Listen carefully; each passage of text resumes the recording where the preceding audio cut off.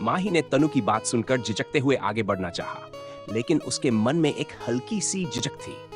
उसे अचानक महसूस हुआ कि नील से बात करते समय उसकी धड़कनें कुछ ज्यादा ही तेज हो जाती हैं।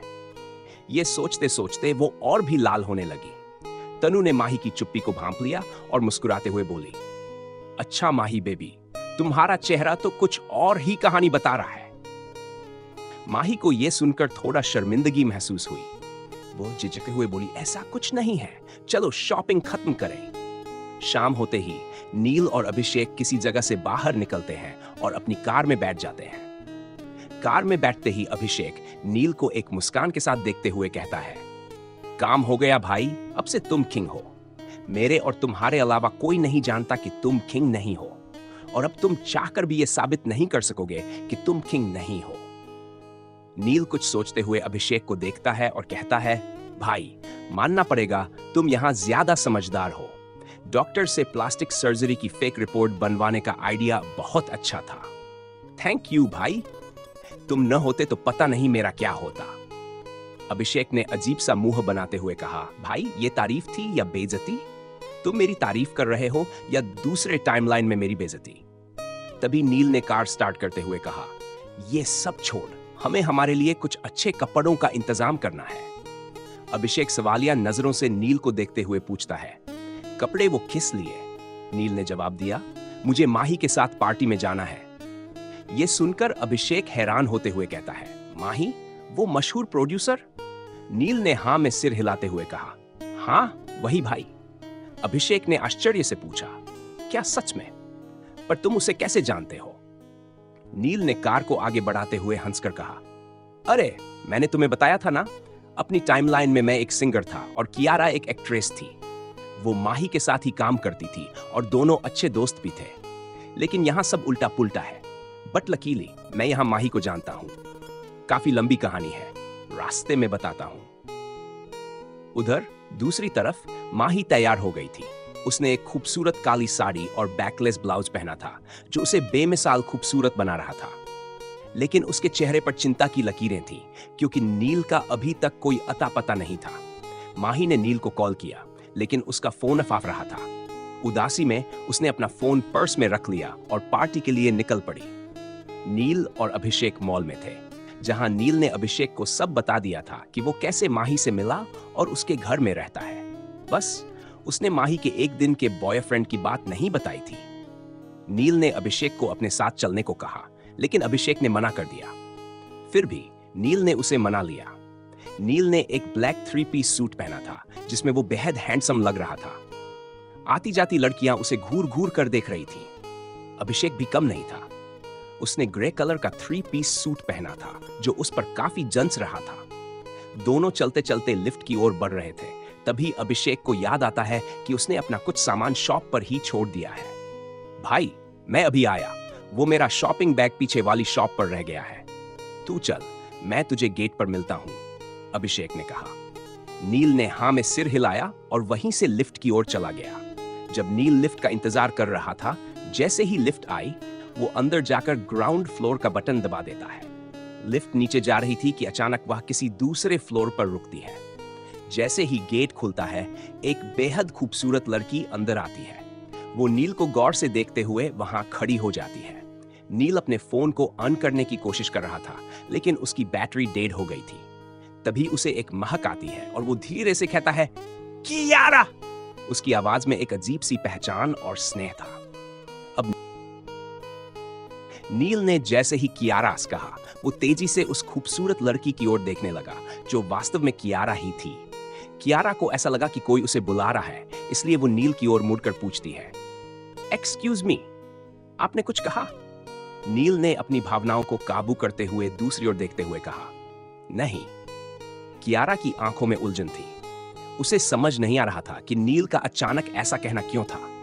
उसने मन ही मन सोचा, मुझे अक्सर ऐसा क्यों लगता है जैसे कोई मुझे बुला रहा है, कोई ऐसा जो मेरे लिए बहुत खास है। उसकी ये सोचते सोचते ही लिफ्ट 1-2 बार झटके देते हुए रुक गई। कियारा घबरा गई। उसने जोर जोर से लिफ्ट के गेट पर हाथ मारते हुए चिल्लाई, कोई है? गेट खोलो।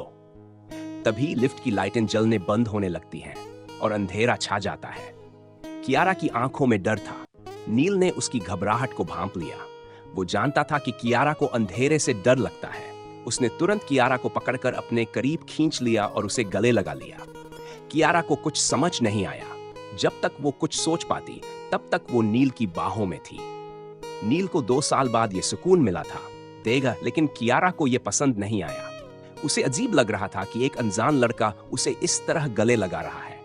जैसे ही लिफ्ट में लाइट आ गई, कियारा ने अचानक नील को धक्का देकर दूर हो गई और उसके गालों पर एक जोरदार थप्पड़ मार दिया। लिफ्ट में खामोशी छा गई। कियारा की आंखों में हल्के आंसू थे। लिफ्ट का दरवाजा खुलते ही नील ने बाहर निकलते हुए कहा, मुझे ऐसे किसी लड़की को गले लगाने का शौक नहीं है। तुमको अंधेरे से डर लगता है, इसलिए किया था। तुमको बुरा लगा, उसके लिए सॉरी। नील बिना कियारा की बात सुने वहां से चला गया। उसने एक बार भी कियारा की ओर नहीं देखा। कियारा वहीं खड़ी रह गई। उसे अपनी गलती का पछतावा हो रहा था। वो मन में सोच रही थी, पर उसे कैसे पता कि मुझे अंधेरे से डर लगता है? मैंने उसे थप्पड़ क्यों मारा? मुझे तो उससे कोई बुरा इरादा महसूस नहीं हुआ। वो उदासी में वहीं खड़ी थी, लेकिन जब तक वो बाहर आती, नील वहां से जा चुका था। उसने सड़क की ओर देखते हुए कहा, कौन हो तुम और मुझे इतने जाने पहचाने क्यों लगते हो? वहीं दूसरी ओर नील कार ड्राइव कर रहा था। अभिषेक उसकी गाड़ी को देखते हुए सोच रहा था कि नील गुस्से में है। नील के मन में चल रहा था, मैंने क्या सोचकर ये किया, जब मुझे पता है कि वो मेरी कियारा नहीं है, बस उसकी जैसी दिखती है। अभिषेक ने नील का मूड ठीक न होने का अंदाजा लगाते हुए 2 बियर कैन निकालकर नील को देते हुए कहा, भाई क्या प्रॉब्लम है? मुझे नहीं पता और मुझे जानना भी नहीं, बस ये ले और चिल्ला कर ले। वही माही पार्टी में थी। बार बार वह गेट की ओर देख रही थी। तभी उसके मोम डैड वहां आते हैं और माही से पूछते हैं, माही बेटा, तुम्हारा बॉयफ्रेंड आने वाला था ना? कहाँ है? वो दिखाई नहीं दे रहा। वो आ तो रहा है ना? माही ने झूठी हंसी हंसते हुए कहा, यस मोम डैड, वो आ रहा है, बस रास्ते में है। उसने मुझे अभी कॉल किया था, वो आता ही होगा। तभी माही के चाचा की लड़की, जो माही से जलती थी, बोल पड़ी, तुम झूठा क्यों बोल रही हो माही? मैं कब से तुम्हें देख रही हूं। तुम्हें ना तो कोई कॉल आया है और ना ही तुमने कोई कॉल किया है। बस सबको झूठ बोले जा रही हो। माही की एक और बहन बोलती है, ओह कम ऑन माही, तुम्हारा कोई बॉयफ्रेंड नहीं है, ये सबको बता दो। आखिर कब तक तुम झूठ बोलती रहोगी? तुम एक लूजर बहनजी टाइप की हो। तुम्हारा कोई बॉयफ्रेंड हो ही नहीं सकता, या हुआ भी तो वो चंपू छमिश होगा। हैंडसम डैशिंग लड़के तुम्हें देखते ही उल्टी कर देते होंगे। ये सुनकर वहां मौजूद सभी हंसने लगे, जिनमें से 3 वही थी जिन्होंने माही को अपने बॉयफ्रेंड के साथ आने को बोला था।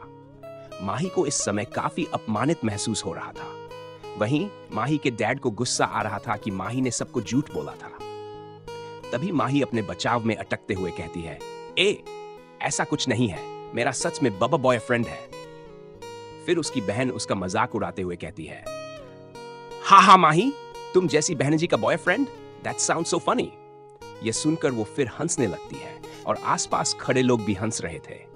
माही को अब काफी बेइज्जती महसूस हो रही थी। उसकी आंखों में आंसू आने लगे।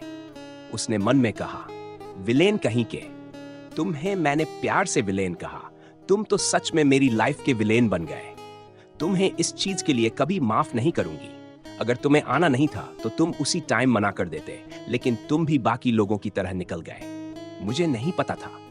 माही नम आंखों से हॉल से बाहर जाने लगी। उसने अभी एक कदम ही बढ़ाया था कि अचानक हॉल की लाइट्स ऑफ हो जाती हैं। तो क्या है ये लाइट?